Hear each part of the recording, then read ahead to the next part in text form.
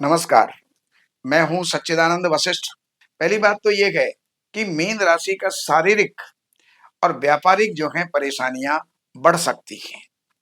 इसके अलावा कठिन परीक्षा का समय है ये। देश विदेश से जो है समाचार मिलेगा, कोई स्थान परिवर्तन, विरोधियों पर जो है विजय मिलेगी। ये तो काम इसके अंदर विशेष हैं। बाकी मीन राशि वालों के लिए सबसे पहली बात ये है, शनि की ढैया साढ़े साथी चल रही है। साढ़े साथी को चलते हुए 3 साल हो गए, अभी 4.5 साल आपके बाकी हैं। शनि की आराधना करते रहें, हनुमान चालीसा का पाठ करते रहें, शनि का कुछ दान करते रहें, जिससे कि शनि शांत रहें। इसके अलावा जो बात है वो मैं आपको देने का प्रयास कर रहा हूं। राहु आपके 12वें स्थान में है। आकस्मिक रूप से अचानक किसी भी प्रकार का नुकसान हो सकता है। कोई रकम लेके भाग जाए, कहीं धोखा हो जाए, कहीं चीटिंग हो जाए, तो ये महीना विशेष करके आपको ध्यान रखना है, कहीं देन लेन करना ही नहीं है। और बृहस्पति जो है वो आपके चौथे स्थान में है, सुख को देने वाले हैं, मान प्रतिष्ठा को बढ़ाने वाले हैं और जमीन जायदाद की लेन देन के अंदर आपको सहयोग करने वाले हैं। अब मैं अगर आपके स्वास्थ्य की बात करूं तो शनि आपके राशि पर बैठे हुए हैं।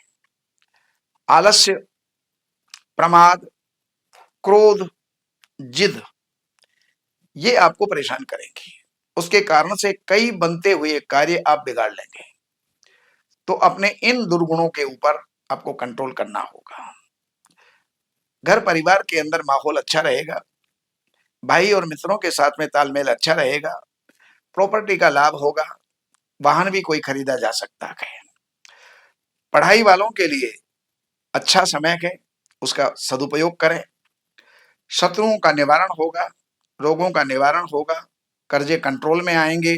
पति पत्नी के बीच कुछ वैमनस्य हो सकता है, उसका ध्यान रखें। दो पार्टनरों के बीच भी वैमनस्य हो सकता है, उसका ध्यान रखें। आयु पक्ष ठीक है।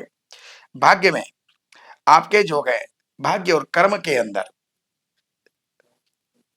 भाग्य में भाग्य का मालिक और कर्म का मालिक दोनों एक साथ बैठे हुए हैं।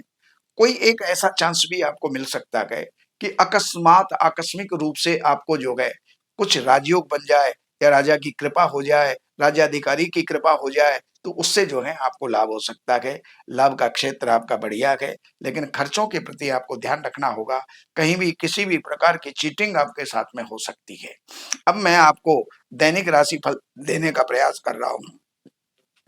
पहली तारीख, 2, 3 और 4, 5 तारीख, ये कंटिन्यू 5 दिन आपके लिए घर परिवार जीवन स्वास्थ्य इज्जत मान प्रतिष्ठा के लिए बढ़िया है। और 6, 7 तारीख, इसमें कोई ना कोई चिंता आपको जो है सता सकती है। भगवान शिव की आराधना करें, दूध और चीनी का दान करें। इसके अलावा 8, 9 तारीख, ये आपकी पढ़ाई वालों के लिए बहुत बढ़िया है, इंटरव्यू वालों के लिए बहुत बढ़िया है। इस समय पर अगर किसी का कहीं इंटरव्यू है, साक्षात्कार है, तो उसके अंदर निश्चित रूप से आप जो है लाभ प्राप्त करेंगे। 10, 11 तारीख, इसमें आपको सावधान रहना होगा, किसी के साथ में शत्रुता हो सकती है। और 12, 13, 14 तारीख, पति पत्नी और पार्टनर के साथ में अच्छे तालमेल बनाएंगे।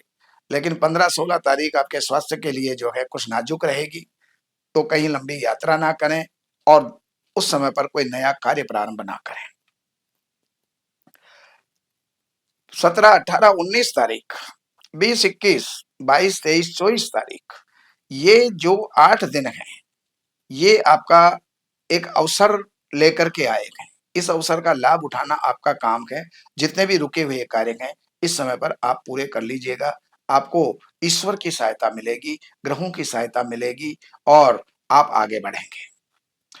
लेकिन अब आगे अगर चलते गए तो 25, 26 तारीख में किसी प्रकार का देन लेन ना करें, वो आपको नुकसान दे सकता है। बाकी 27, 28, 29, 30 और 31 तारीख आपके लिए सुखद हैं, आनंददायक हैं, धनदायक हैं और अच्छा माहौल बना के रखने वाले, इज्जत मान प्रतिष्ठा को देने वाले ये दिन हैं, तो इनका सदुपयोग करें। नमस्कार।